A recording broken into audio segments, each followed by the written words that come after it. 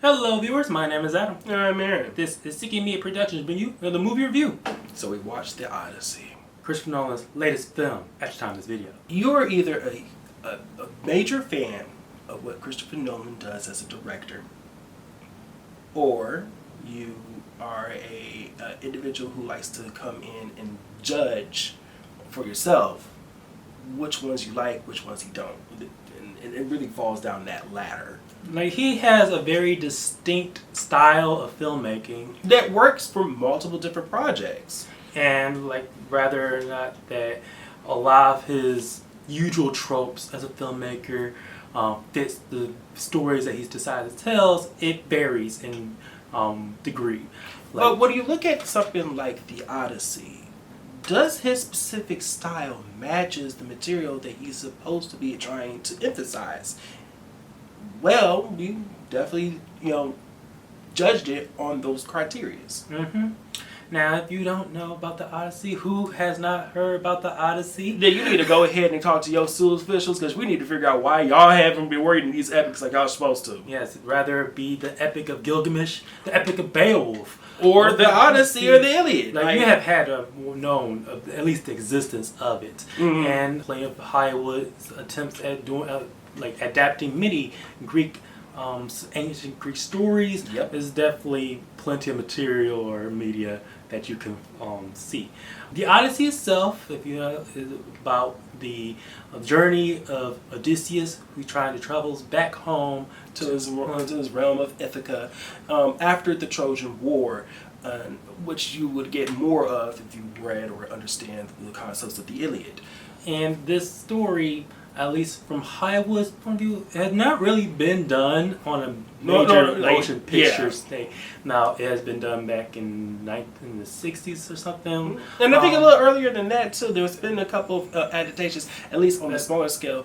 For international countries. The most known in Hollywood is back in 1990s, like an NBC. Two-part miniseries event, which I've seen multiple times, and I've enjoyed it. But we're no stranger to the concept that it is dated. Mm-hmm.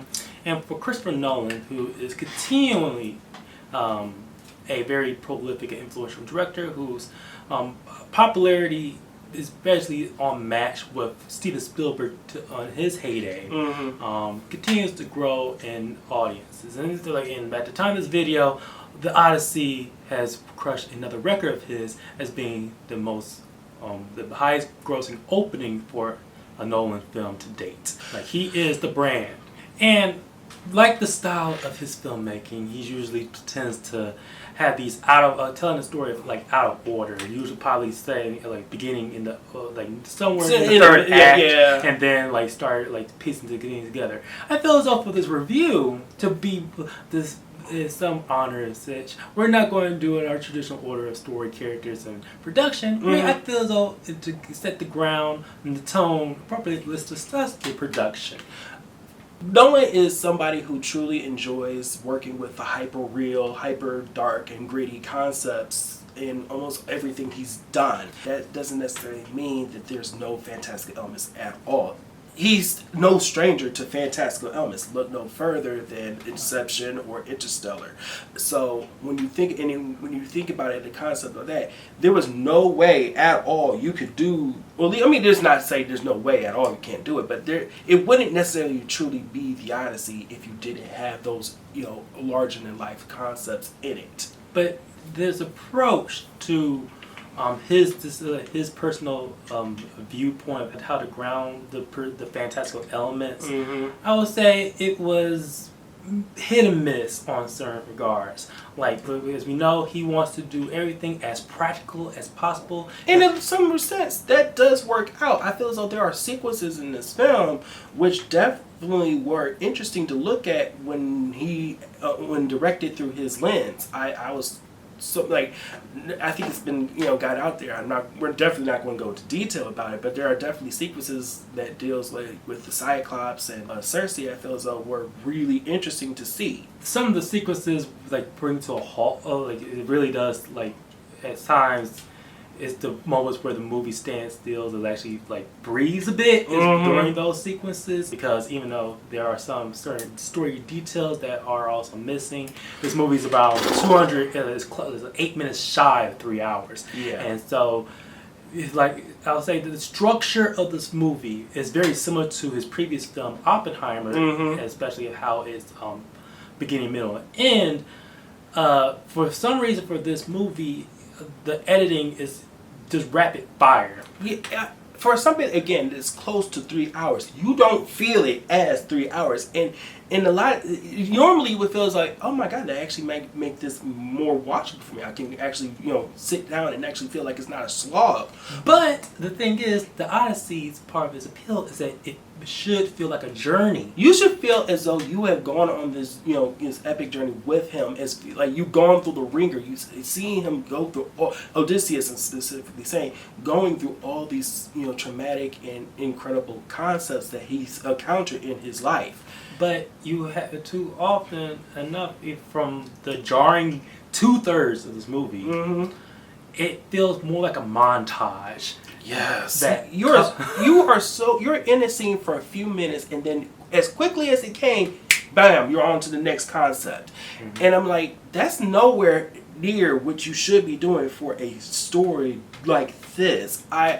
There's so many times throughout this movie I felt like, oh my god, can we just stay here for a second and experience this moment? They're doing this in the sense that, okay, you've heard the story, we can move on. Let's go. I got more concepts to talk about. Like, no, tell me the story as if I haven't heard this before. Christopher Nolan definitely has a style. He wants this very minimalistic, conservative aesthetic.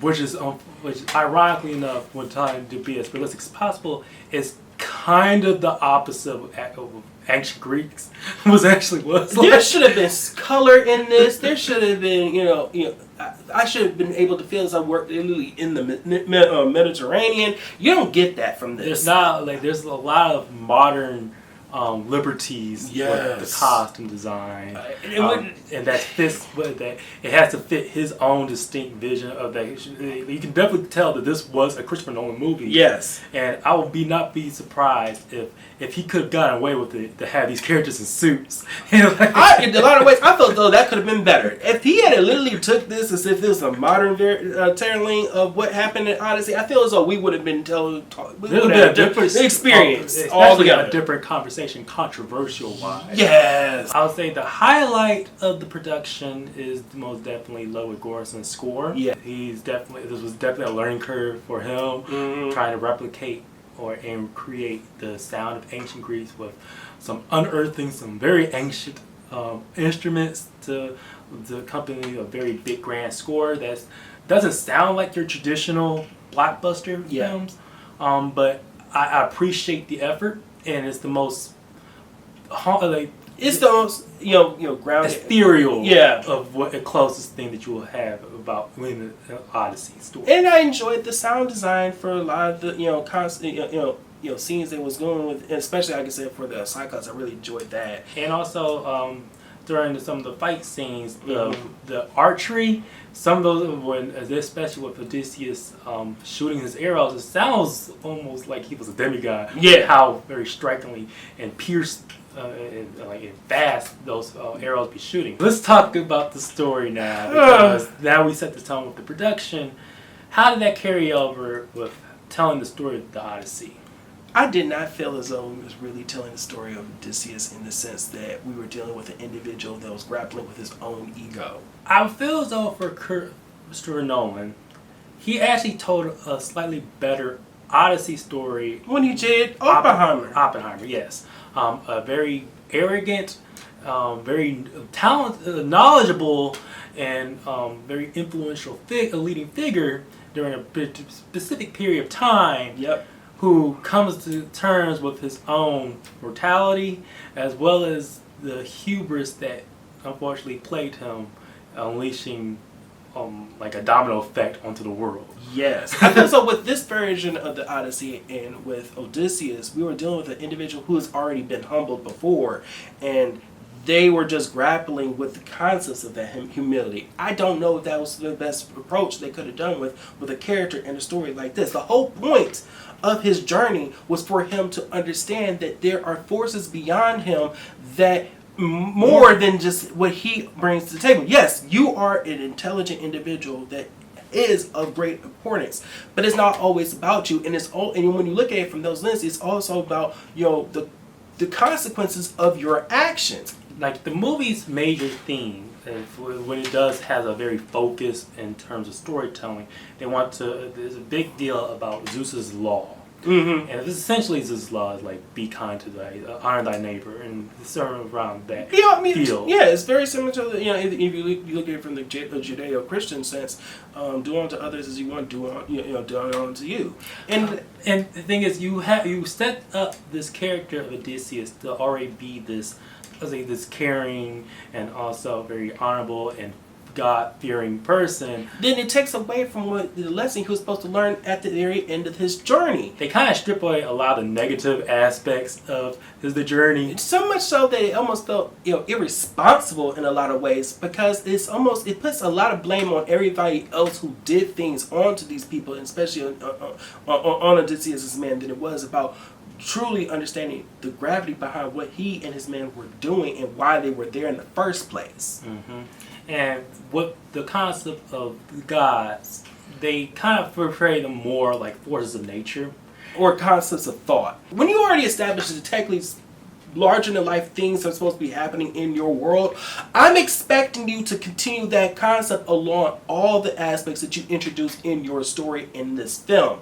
That's not what they did here. It literally felt as though we had, it felt like, here, you wanted this is supposed to be in here, this is there, but leave us alone, we're going to move on past it. But for some reason, for Page of the Gods, that was a step too far for him. And that could not have been further than what you should have done for a story like the Odyssey. And it should be understood that the gods are, especially in many other cultures, of how they depict their gods. They're kind of like shapeshifters. Mm-hmm. So it probably should have been similar to how Zendaya's Athena is portrayed in this film, which in some sense I understand and I appreciate that's one way they wanted to go about it, but then they don't feel as though they took that farther than it really needed to go for this story. Having her to be able to be somebody he could bounce ideas off of, which is something I feel as though they don't do enough of, dealing with Odysseus' genius in that concept. If they had done something more like that,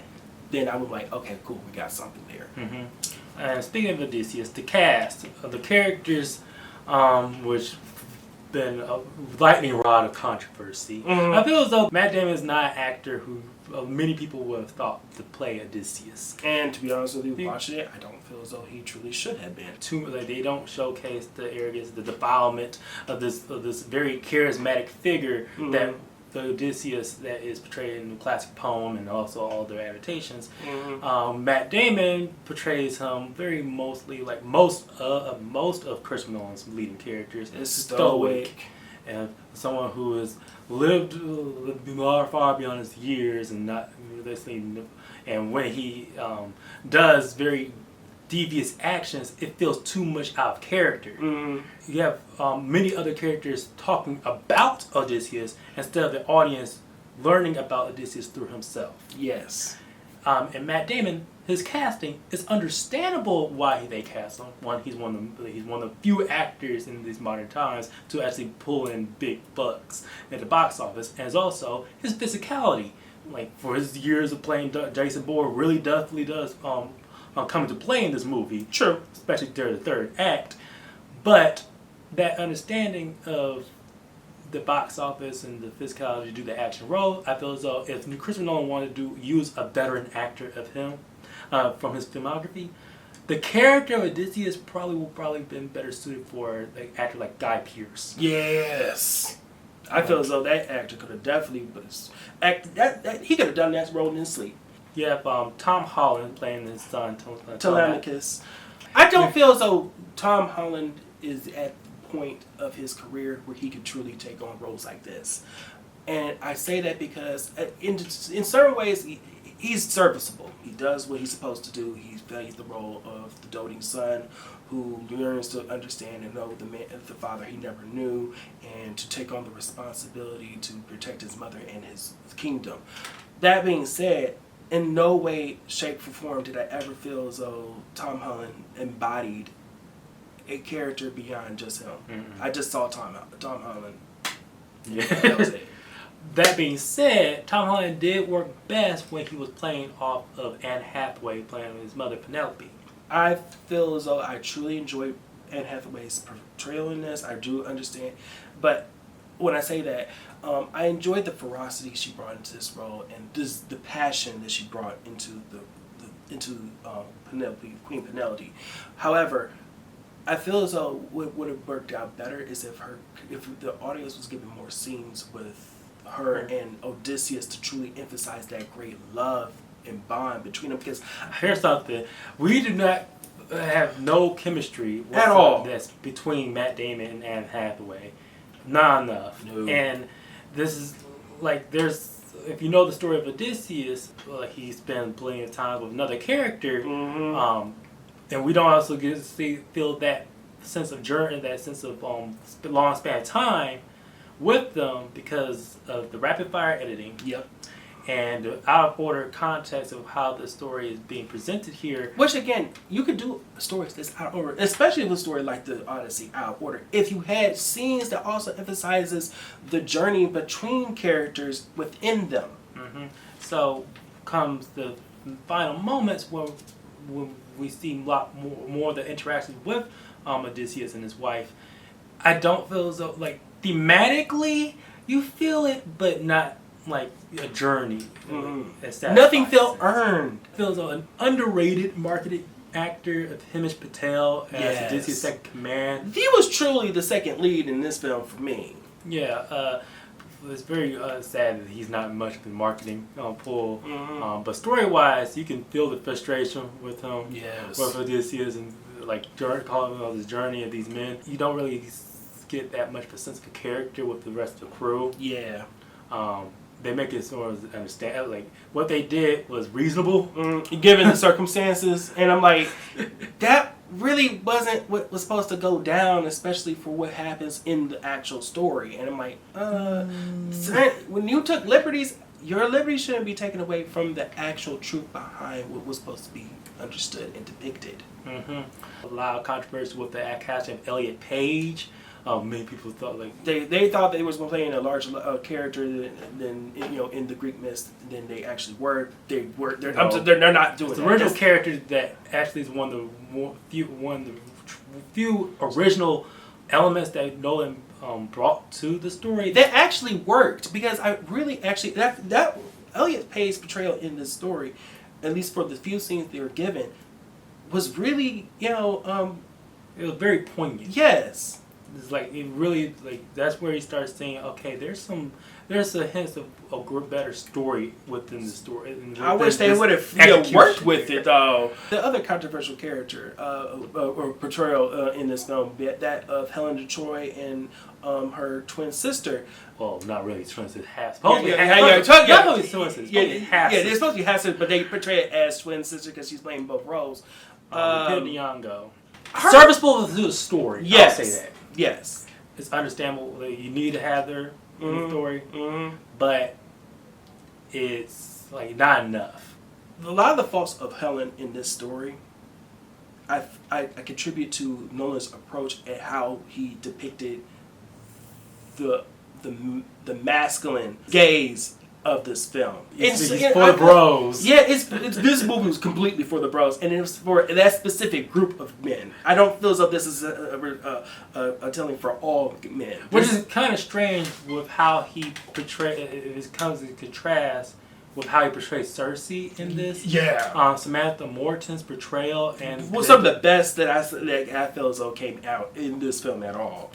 Approach what he did with how he portrayed magic in this movie, and the message and the compelling storytelling that what goes with Cersei. But because of the unique situation in which he tried to film this, is which the guys are the victims.